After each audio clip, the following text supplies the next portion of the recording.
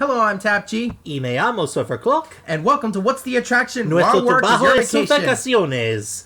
¿Qué pasó? Porque estoy hablando español. What? Oh, are you asking why you're speaking Spanish? Sí? Oh, I have no idea. Maybe you're adapting to the diverse multicultural climate that is Florida. ¿Qué? Or maybe some weird cosmic flux is transmogrifying your vocal cords. No. Or some clever, witty co-host altered the settings on the podcast so that you speak fluent Espanol while understanding English, just not able to speak it. ¿En serio? ¿Por qué? Because... grab a sombrero, a margarita, and let's head south of El Bordero. It's time to visit the Gran Fiesta tour starring the three Caballeros at Epcot. Fiesta time, amigos. Arriba! Eres un idiota, TAP-G. Gracias, mi compatriota. Gracias. Ugh. But before we discuss anything about Epcot, we have to go back, Marty. Back to the year 1941.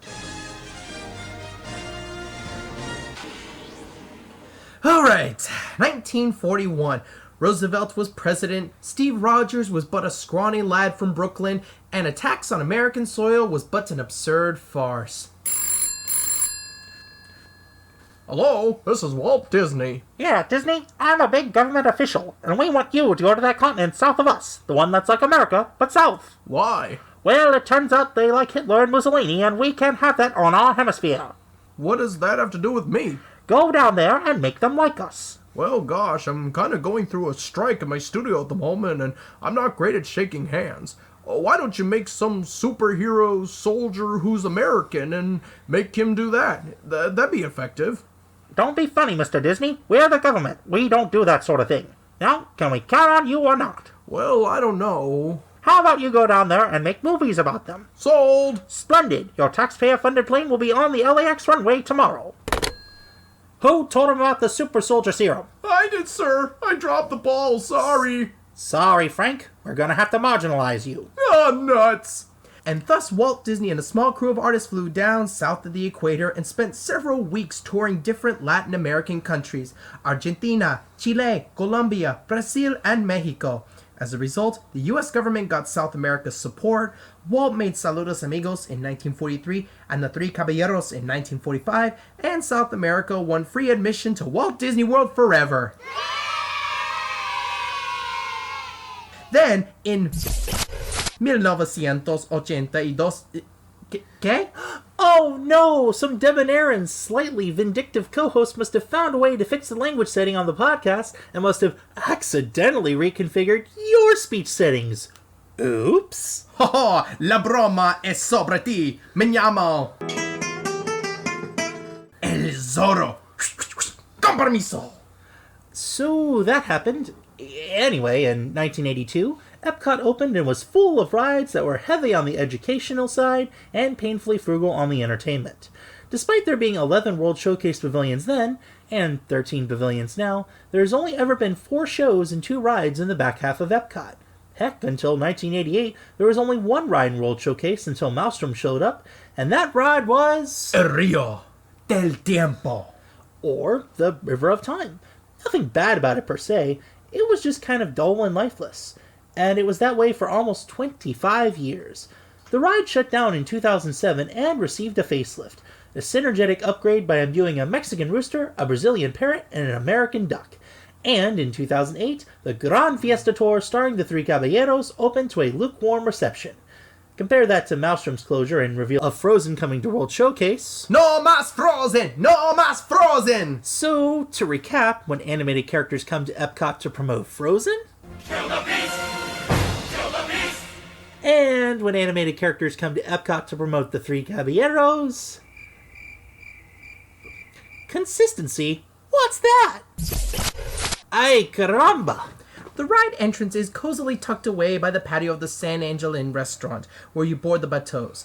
And I'm just going to put out there that as a gringo from New England, when talking to the attendants who load you into the boats, that may not be the best time to boast the Spanish skills you learned at Taco Bell. Just saying. Not that I know from personal experience or anything. Anywho, From there, your barco coasts at the base of a grand Mayan pyramid, as if to, once again, introduce you to a slow, dramatic, boring ride about Mexican history. Nope, just kidding. You come face to face with the unbridled enthusiasm of a Mexican charro rooster named Panchito Pistoles, the Chichen Brasileiro attitude of a Brazilian parrot named Jose Carioca, and smack dab in the middle is, the American Caballero, one Donald Fauntleroy Duck, is missing. Panchito and Jose grab their magic flying sarape and scour all of Mexico in search for the pato. And where is he?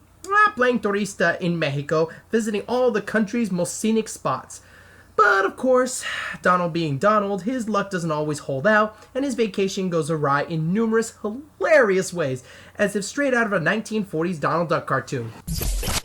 En serio, ese? But it's not just that he's missing the three... It's not just that he's missing. The three amigos have a concert to perform in Mexico City, and thus this story arc carries to the ride's climax. Small world set of Dia de los Muertos. Of course. Makes perfect sense. Then, after that scene, a fiesta breaks out, and Donald is too enamored with a few senoritas to join his Latin American friends on stage. Man, what would Daisy think? And finally, it ends, where else but at the concert, as Donald, Jose, and Panchito perform their signature song, The Three Caballeros, the very song playing ad nauseum ever since the ride started, and plays you out as you disembark. Whoa! What was that? I think we shorted out the language settings. Give me a few and I get this thing fixed. We're both speaking English now. Stop fiddling with it, it's fine. You know me, I'm OCD like that. So, that ride thingamajig, we gonna rate and discuss or what? I gotta say, as far as rides go at Epcot, it's not too bad. It's fun, in a way. Yeah, strangely fun. It's bright, it's colorful, it's energetic. It was a much-needed boost for that particular ride, which, although I remember riding it, I don't remember too horribly much about it. It's kind of the same thing with me. I remember going through and then some narrators saying, long ago in Mexican history and stuff, but other than that, I don't know. I don't know much about it, so... And honestly, as a fan of obscure Disney cartoons, I'm actually really glad to see these guys get representation. Yeah, it is nice, isn't it? The animation is fun. The pacing of the boat is great. I think the only thing we're not a fan of is the story. Yeah, the story is a little bit shoehorned. It's as if they watched the whole Three Caballeros, like that segment from the actual Saludos Amigos film. They took one segment of it and went, yep, that's a perfect theme park story. Well, on the other hand, too, both movies are just a jumble of short cartoons.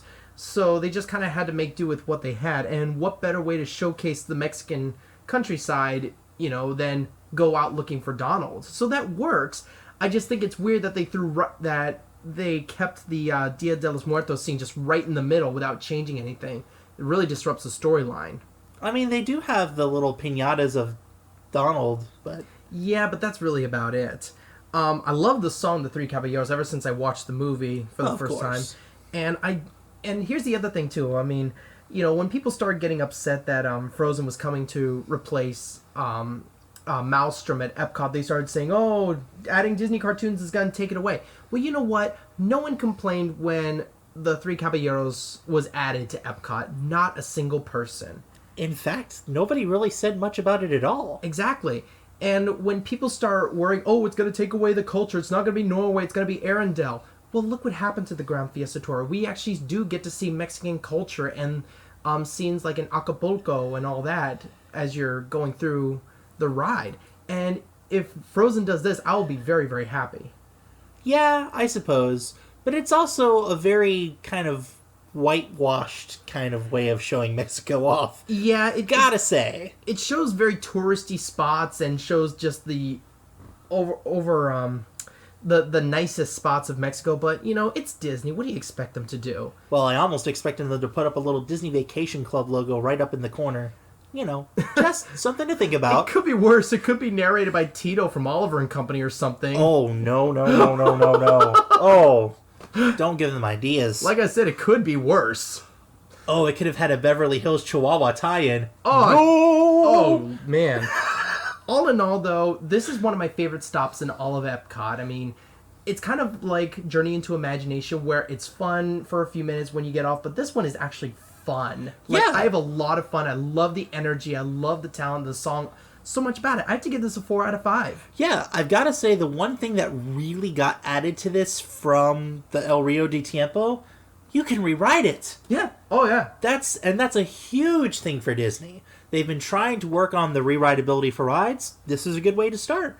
Inject some characters, inject some fun, inject some color. My goodness, it's colorful. Oh, yes. So yeah, because of that rewrite value, it's definitely better than El Rio de Tiempo.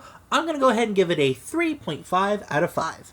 So, that's a 3.5 out of 5 from SurferClock and a 4 out of 5 from TAP-G.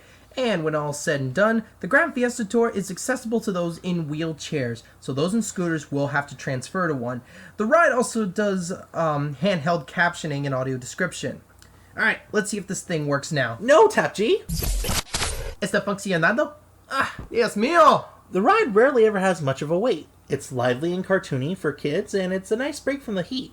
It can be used as an education tool, though in a very limited way.